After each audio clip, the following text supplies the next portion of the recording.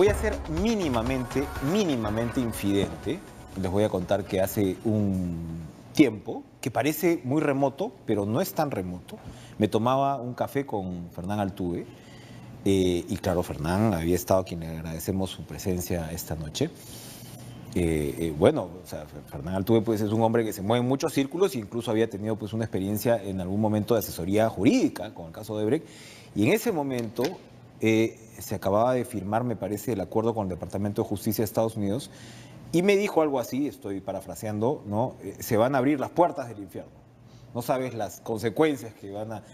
Y yo no es que fuera escéptico, pero yo creo que ni el propio Altuve sabía hasta dónde podíamos llegar. Y realmente uno no sabe si procesar esta situación, Fernán, como una suerte de profilaxis que nos lleve a un mejor país, o realmente estamos llegando a un punto en el cual no vas a saber cómo parar. Si es por la población, es meter a la cárcel a todo el mundo, y acabamos de escuchar al Tucán Bedoya decir, bueno, ¿cómo hacemos para llegar a un borrón y cuenta nueva? ¿No? Decía él, seguramente con buena intención, viendo que la clase política del país está completamente comprometida y desarmada, pero pareciera muy tarde para eso. ¿Usted se imaginaba que íbamos a llegar a este punto cuando conversábamos hace... Sí, y por eso te lo comenté a ti y a otros colegas tuyos que me han estado siempre consultando, y yo obviamente con las discreciones del caso les he adelantado más o menos las impresiones de lo que yo pensaba que iba a saberse, o más o menos por dónde iban a ir las cosas. Lo cierto es que la empresa Odebrecht tuvo 32 estudios de abogados hasta que me consultó a mí, y a partir de que vino mi consulta, ellos han empezado a colaborar. Por lo tanto, más o menos podía entender qué es lo que podía en la colaboración salir, y eso que ha habido un momento en que se detuvo la colaboración y después ha vuelto a iniciarse con información mucho más grande. Entonces, ¿qué es lo que pasa? Yo creo que lamentablemente ante esta situación, cuando se decide la colaboración directa y firme de la empresa, los políticos peruanos, comenzando por el presidente Kuczynski en ese momento, e involucrando a todos los que pudieran estar relacionados, no tuvieron ni la conciencia ni la voluntad de enfrentar el problema de una manera seria. Lo que han es o tratado de poner el tema de costado o a ver si me alcanza. Y yo creo que eso es lo que ha terminado pasando, que los ha terminado revolcando como una ola. Ese es el caso de Kuczynski, que evidentemente incluso uno dice cómo se presentó Kuczynski a la presidencia, si tenía en el patio de atrás las asesorías del señor pues, Sepúlveda, que iban a complicarlo tremendamente, como eventualmente ocurrió. Pero igualmente sorprendente es el caso de Fuerza Popular, pues, porque claro, con ese capital político, con ese poder... Todos. ¿Qué le pasó a qué? Pero lo de Keiko Fujimori es especialmente llamativo, porque uno dice, ella no es... Claro, evidentemente ella dijo, campaña política no va a haber problema, nunca ha habido problema en el Perú y no tiene por qué tocarlo. A ver, el punto es el siguiente, y yo creo que la confianza en su entorno de asesoría es, tú eres la única que no ha tenido capacidad de decisión política. Así es. Por lo tanto, no tenías nada que transar u ofrecer. Así es, y ese es el discurso que han repetido los parlamentarios de Fuerza Popular cuando se les ha hablado, ¿no? Y tiene dentro del contexto del conflicto un sentido y una lógica. El problema es que el escándalo de corrupción no está distinguiendo por el desencanto, la ira, el fastidio, la incomodidad de la gente, no está distinguiendo mayores grados de participación o menores grados de participación. Lo que está señalando es, ¿conciliaste o no conciliaste? Y ese es el punto que yo señalaba cuando decía, si tú no has aclarado o dicho o expresado, como pudo hacer el presidente Kuczynski, y decir, oigan señores, yo he tenido una relación, como infinidad de trabajadores han trabajado para la empresa, pero no he tenido un acto de corrupción. O sea, quien no transparentó, anunció e informó, quien no hizo lo que dicen los norteamericanos, disclosure, ¿no? O sea, quien no transparenta, informa, sino que está esperando que el problema me llegue y a ver qué respondo, entonces deja de actuar y se convierte en un objeto. Pero ahora mismo la estrategia del fujimorismo va por el lado, lo hemos visto ayer con la confesión, vamos a decirlo así, de la admisión de los señores Yoshiyama, de decir, sobre todo de Humberto Abanto, ¿no?, que representa a Jaime Yoshiyama, decir sí, hubo pitufeo, pero acá les queremos dejar en claro que aquí no hubo aportes de Odebrecht.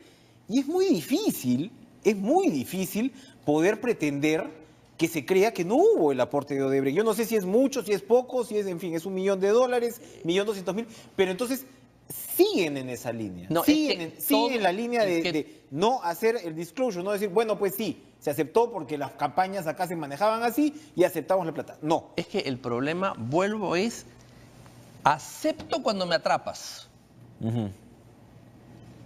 No acepto lo que ha ocurrido cuando se descubre el problema, sino cuando me atrapas, cuando me involucras, cuando ya no queda más remedio que reconocer ante la fuerza de los hechos. Ese punto, si en el mes de enero del año pasado, año 2017, enero, febrero, cuando aparece la primera señal evidente de que esto es una colaboración en el extranjero y que no hay duda de que se va a saber todo, que es lo que yo te dije, se va a saber todo.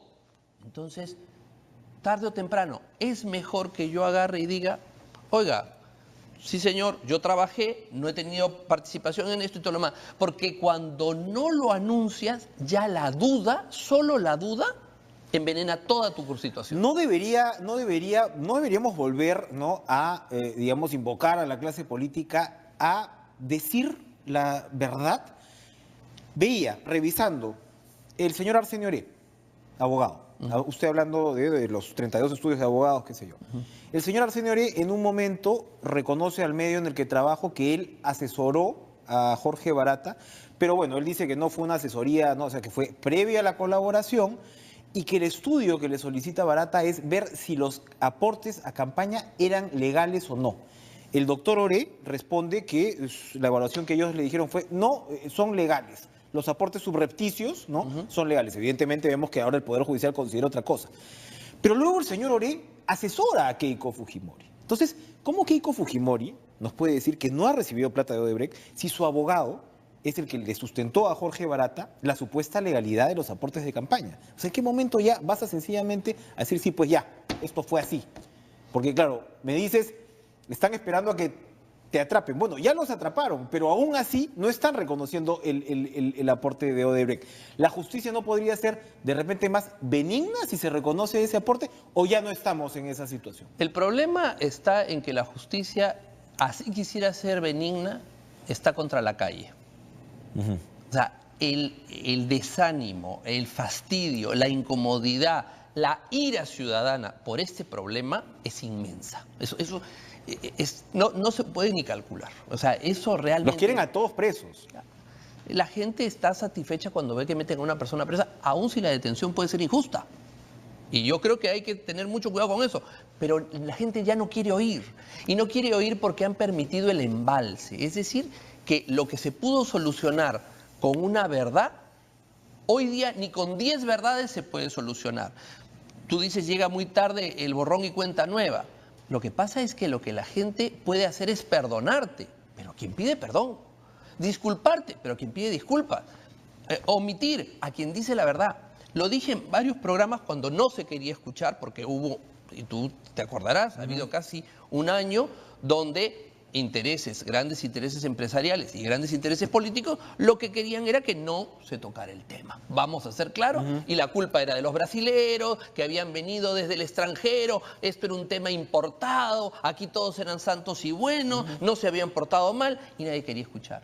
Y yo, lo he dicho en varios medios de comunicación, digan la verdad, digan lo que ha pasado, sinceren las cosas. Ese es el punto. Entonces, ahora, cuando vienes y dices la verdad, bueno, sí, mira, ¿sabes qué cosa? Ya agarraste esto, ya. Sí, entonces, claro, la gente no siente que le has dicho la verdad. La gente siente que te atrapó y ahí sí reconoces. En muchos casos, o sea, no estoy diciendo solamente Fuerza Popular, el señor Kuczynski. Bueno, mañana García va a declarar. Y el señor Toledo, o sea, bueno, y hay una indignación. Y además, lamentablemente, y ahí sí hay un desequilibrio, hay punición en unos lados y impunidad en otros. O sea, lamentablemente el Poder Judicial o no tiene los mecanismos o no ha encontrado la fórmula para tratar de ser lo más equitativo con todos. Hay prófugos, que es impresionante que estén prófugos, ¿no es cierto? El caso de Toledo es el más acreditado. A ver, ¿no? O sea, pero hay tres señores que están prófugos y que la gente está indignada. El señor Toledo, el señor Salazar y el señor Inostroza. Están prófugos. Curiosamente, los tres tienen algo que ver con el Poder Judicial y con la Corte Suprema. Porque los Supremos entraron con el señor Toledo, el señor Salazar ha sido broker del Poder Judicial y el señor Inostroza ha estado con ellos ahí. Pero resulta que esos se fugaron, se escaparon y no aparecieron. Pero resulta pues que hay en otros casos donde por esta falta de equilibrio, donde todos podrían estar con detención o con limitación de derechos o con comparecencia, entonces otros les cae todo el peso de la ley. Pesos diferenciados. Gracias, Fernán, por se nos ha terminado el Gracias. tiempo. Podríamos hablar muchísimo más, pero tenemos que ir a una pausa y regresamos con lo último de Cara a Cara.